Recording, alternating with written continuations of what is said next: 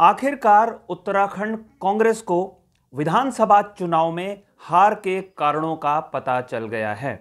उत्तराखंड में कांग्रेस इस बार सिर्फ 19 सीटें जीतने में कामयाब रही है, जबकि 51 सीटों पर उसकी करारी हार हुई है।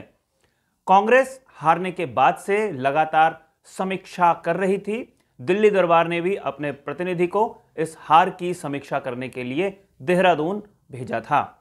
लगातार हार के कारणों की समीक्षा हुई। जब मीडिया इस बात को जानने की कोशिश कर रहा था कि समीक्षा में क्या निकला या हार किसके कारण हुई या किस वजह से हुई, तो मीडिया को औपचारिक रूप से जानकारी नहीं दी जा रही थी। सब इंतजार कर रहे थे कि हो सकता है हार के कारणों पर अभी मंथन जारी हो और कोई बड़ा फैसला कांग्रेस करे, तब्दीली करे। कांग्रेस का जो उत्तराखंड का सांगठनिक ढांचा है उसमें बदलाव होगा और अंदाजा लग जाएगा कि वास्तव में हार के प्रमुख बिंदु क्या हैं। अब एक चिट्ठी आई, उस चिट्ठी में पता चला कि हार के प्रमुख कारण क्या हैं। हार के कारणों की जिम्मेदारी अकील अहमद साहब के ऊपर थोपी गई, या कहें बलि का बकरा अकील अहमद को बनाया गया। ये वही अकील अहमद हैं जिन्होंने मुस्लिम विश्वविद्यालय की मांग की थी। मैंने मांग की है कि एक तो जो है मुस्लिम यूनिवर्सिटी होनी चाहिए, जिसमें जो है जो मुस्लिम बच्चियां हैं वो जो है पढ़ाई कर सके, जो है शिक्षित हो सके, जो है। और इन सब चीजों पे जो है मैंने परवारी से बात की है, उन्होंने भी यस बोला। हरीश रावत जी से मेरी बात हुई है, हरीश रावत जी ने भी कहा कि यदि मैं मुख्यमंत्री बनता हूँ तो ये सारे काम होंगे। तो यही मेरी शर्तें थी, वो मान ली पार्टी ने, जो है तो मुझे अब कोई दिक्कत किसी बात की नहीं। मैंने ये भी कहा, पूरी कांग्रेस ने जब मंथन किया तो ये नतीजा निकाला कि अकील अहमद के बयान के बाद उत्तराखंड में सांप्रदायिक ध्रुवीकरण हुआ और भारतीय जनता पार्टी के पक्ष में तमाम हिंदू वोट एक साथ जुट गए। उन्होंने बीजेपी को समर्थन दे दिया और कांग्रेस की हार हो गई। लेकिन कांग्रेस को शायद यह अंदाजा नहीं है कि जो मैदानी क्षेत्र हैं वहां की 11 सीटें कांग्रेस जीती है, जहां पर अक्सर ध्रुवीकरण हुआ करता है। कांग्रेस को पहाड़ों ने नकार दिया है, यह अपने आप में बड़ी बात है। भारतीय जनता पार्टी पहाड़ के मतदाताओं को अपने पक्ष में करने में सफल हो गई, जबकि कांग्रेसी नेता पहाड़ों की तरफ शायद ध्यान नहीं दे पाए। वैसे भी जो उत्तराखंड कांग्रेस के वरिष्ठ नेता हैं, उनका ध्यान पहाड़ों से चुनाव लड़ने के बजाय मैदानी क्षेत्रों पर ही ज्यादा रहा और शायद यही वजह है कि पहाड़ों ने कांग्रेस को नकार दिया और मैदानी क्षेत्रों में कांग्रेस अच्छी खासी पोजीशन पर जीत गई।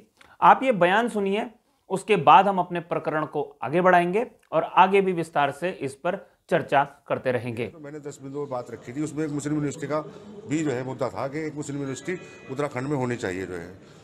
तो उसको लेके बीजेपी ने जो है उसको मुद्दा बनाया कि देवभूमि के अंदर उत्तराखंड के अंदर मुस्लिम यूनिवर्सिटी करके कांग्रेस तुष्टिकरण का काम करना चाह रही है। मैंने मांग की है कि एक तो जो है मुस्लिम यूनिवर्सिटी होनी चाहिए, जिसमें जो है जो मुस्लिम बच्चियां हैं वो जो है पढ़ाई कर सके, जो है शिक्षित हो सके, जो है। और इन सब चीजों पे जो है मैंने परवारी से बात की है, उन्होंने भी यस बोला। हरीश रावत जी से मेरी बात हुई है, हरीश रावत जी ने भी कहा कि यदि मैं मुख्यमंत्री बनता हूँ तो ये सारे काम होंगे। तो यही मेरी शर्तें थी, वो मान ली पार्टी ने, जो है तो मुझे अब कोई दिक्कत किसी बात की नहीं है। मैंने हमारी थोड़ी है भाई, सरकार अभी थोड़ी है हमारी, पास हो गया, अभी तो कुछ भी नहीं हुआ। अभी तो खाली हमने बोला कि भाई अगर हो सके तो मांग रखी है, जो है कोई ये नहीं कि हमने ये कर दिया कि। वास्तव में अकील अहमद ने जिस समय मुस्लिम यूनिवर्सिटी बनाने की मांग कांग्रेसी कार्यकर्ताओं से की थी, उस समय वो विधानसभा का टिकट मांग रहे थे। लेकिन जब उनको टिकट नहीं मिला, उनको आरेंद्र शर्मा के समर्थन में बैठाया गया, तो अकील अहमद ने एक मांग की। उस मांग का नतीजा यह हुआ कि बीजेपी के नेताओं ने उस बयान को हाथों हाथ ले लिया। प्रधानमंत्री, जो देश के शीर्ष नेता भी हैं, उन्होंने अपनी सभाओं में इस बयान का जिक्र किया, कांग्रेस पर आरोप लगाए। उत्तर प्रदेश के मुख्यमंत्री योगी आदित्यनाथ ने भी इस बयान को लेकर कांग्रेस से कई सवाल पूछे। कांग्रेसी नेता, चाहे वो हरीश रावत हैं चाहे उसके दूसरे नेता हैं, वो लगातार सफाई देते रहे, लेकिन बीजेपी को इस चुनाव में कहीं ना कहीं मुस्लिम यूनिवर्सिटी के अकील अहमद के बयान का फायदा मिल गया। बीजेपी चुनाव जीत गई, कांग्रेस चुनाव हार गई। इसके बाद शुरू हुआ हार के कारणों का मंथन। अब अकील अहमद को पार्टी ने 6 साल के लिए निष्कासित कर दिया है। लेकिन एक बड़ा सवाल अब भी बरकरार है, क्या सिर्फ अकील अहमद ही वो व्यक्ति हैं जिसने पूरी कांग्रेस को डुबो दिया?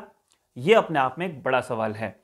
कांग्रेस के कार्यकारी अध्यक्ष, उत्तराखंड कांग्रेस के कार्यकारी अध्यक्ष रणजीत रावत ने अपनी पार्टी पर पैसे लेकर टिकट बांटने का आरोप लगाया था। क्या उसकी जांच कांग्रेस के शीर्ष नेतृत्व ने की?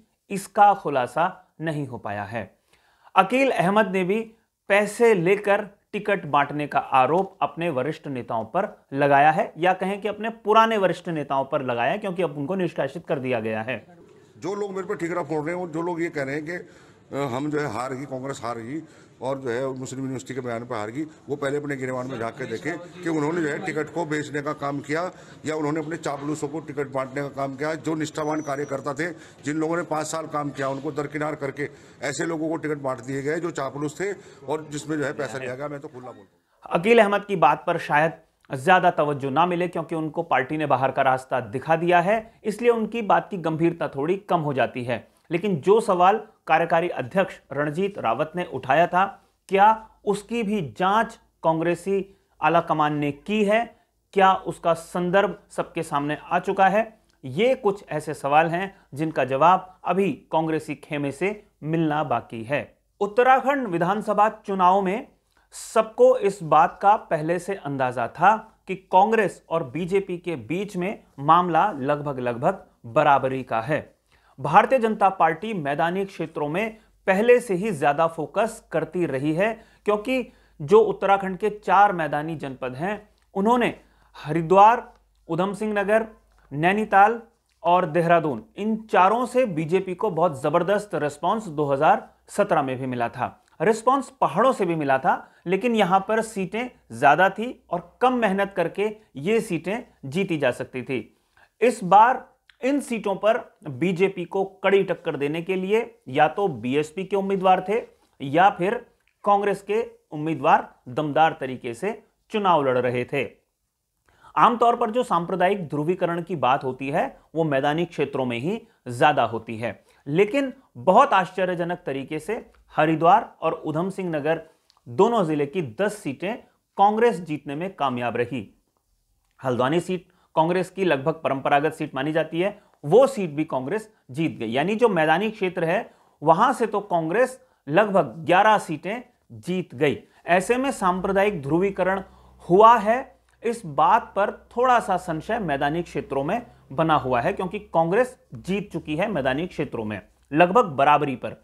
और पहाड़ों में वो ध्रुवीकरण कैसे हो गया, यह समझना थोड़ा सा मुश्किल है। आमतौर पर पहाड़ के मतदाताओं का रुझान हमेशा ही राष्ट्रीय दलों की तरफ रहता है, लेकिन उत्तराखंड में बीजेपी और कांग्रेस दोनों ही बार बार अपने अपने पक्ष में माहौल को करने की कोशिश करते हैं और जो जनता है वो किसी एक दल की तरफ झुकाव रखती है। लेकिन पिछले 2 चुनाव में 2017 और 2022 दोनों चुनाव में कांग्रेस को पहाड़ों से वो समर्थन नहीं मिला जो समर्थन बीजेपी को मिला। कांग्रेस को मैदानी क्षेत्रों से समर्थन मिला, जिसका उदाहरण ये 11 सीटें हैं, लेकिन पहाड़ों ने कांग्रेस को क्यों नकार दिया, इसका मंथन करने से कांग्रेस अभी तक क्यों चूक गई है और हार के अगर असली कारण सामने नहीं आए हैं तो फिर कांग्रेस कैसे मजबूत स्थिति में आने वाले चुनाव के लिए खड़ी हो पाएगी। ये कुछ ऐसे सवाल हैं जिनका जवाब कांग्रेसी कार्यकर्ता भी पूछ रहे हैं। तो ये देखना होगा आने वाले दिनों में, आने वाले समय में कैसे कांग्रेस हार के दूसरे कारणों पर मंथन करने के बाद फैसला करती है। लेकिन फिलहाल तो अकील अहमद पर गाज गिर चुकी है, उनको पार्टी ने बाहर का रास्ता दिखा दिया है, लेकिन जो सवाल बचे हुए हैं उनका जवाब मिलना अभी बाकी है। तो देखना यह होगा इनका जवाब कब तक मिल पाता है। साथियों, आज की इस रिपोर्ट में फिलहाल इतना ही, लेकिन जाने से पहले हमेशा की तरह 2 विशेष आग्रह। अगर आपने अभी तक इस चैनल को सब्सक्राइब नहीं किया है तो इस चैनल को सब्सक्राइब आप जरूर कर लीजिए, और अगर आपको ये रिपोर्ट पसंद आई हो तो इसे लाइक कीजिए, इसे शेयर करके अपने मित्रों तक जरूर पहुंचाइए। अगली रिपोर्ट में आपसे एक बार फिर मुलाकात होगी, तब तक के लिए नमस्कार।